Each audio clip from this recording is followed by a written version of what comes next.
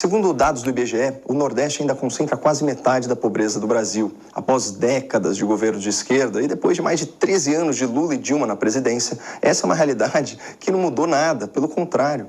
Quando o PT chegou ao poder, 34% dos lares brasileiros sofriam com insegurança alimentar. E quando o PT deixou o poder, 36% dos lares, ou seja, 85 milhões de pessoas, estavam na mesmíssima situação. E pior, havia 3 milhões e 100 mil famílias passando fome, grande parte delas no Nordeste. Portanto, é mentira que Lula e o PT acabaram com a miséria e a fome. Na verdade, eles pioraram o quadro. Em 2016, o PT fez o Brasil bater recorde de desemprego, perdeu o controle da inflação e largou o país endividado, com mais de 52 milhões de pessoas abaixo da linha da pobreza. Por causa da corrupção e da incompetência do governo, muita gente ficou sem trabalho e dependente de assistência social. Mesmo assim, no seu auge, o Bolsa Família, criado pelo governo Lula, pagava, em média, apenas R$ 191 por mês para 13 milhões de famílias. Já o Auxílio Brasil, criado pelo governo Bolsonaro, paga no mínimo R$ 600 por mês para 21 milhões de famílias. Pessoal, é o triplo do benefício da era petista para 8 milhões de lares a mais.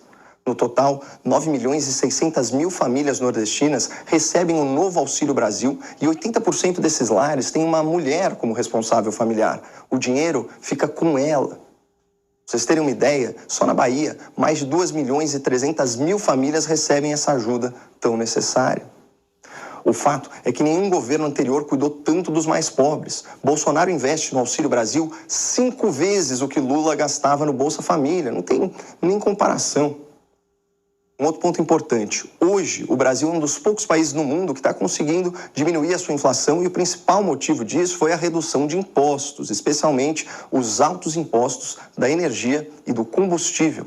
E adivinha quem foi contra essa redução lá no Senado Federal? O Partido dos Trabalhadores. Se dependesse dessa turma aí do Lula, o preço dos alimentos, o preço do gás de cozinha, da conta de energia e da gasolina não estaria baixando agora. Aliás, falando no Lula, ele também vivia prometendo que ia levar água para o Nordeste. Mas quem concluiu e quem fez crescer esse projeto foi o governo Bolsonaro com a transposição do Rio São Francisco.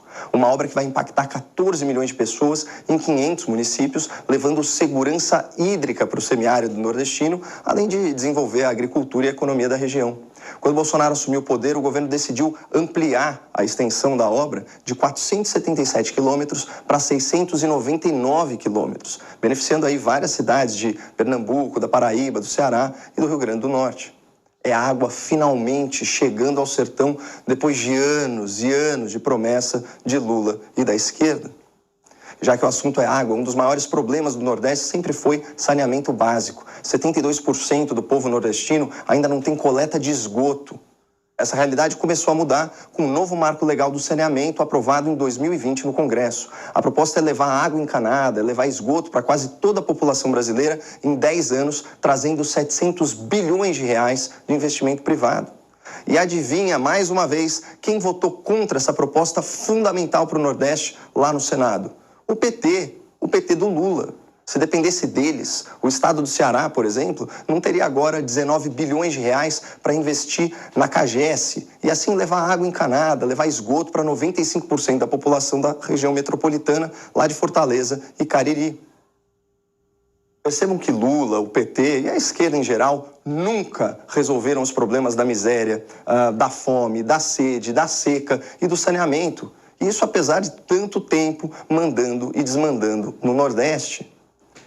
Mas em menos de 4 anos, com um governo novo, houve avanços em todas essas frentes, apesar da pandemia. Triplicou o valor de renda básica, aumentou o número de famílias atendidas, ampliou-se o acesso à água pela transposição do São Francisco e investiu-se bilhões em coleta e tratamento de esgoto.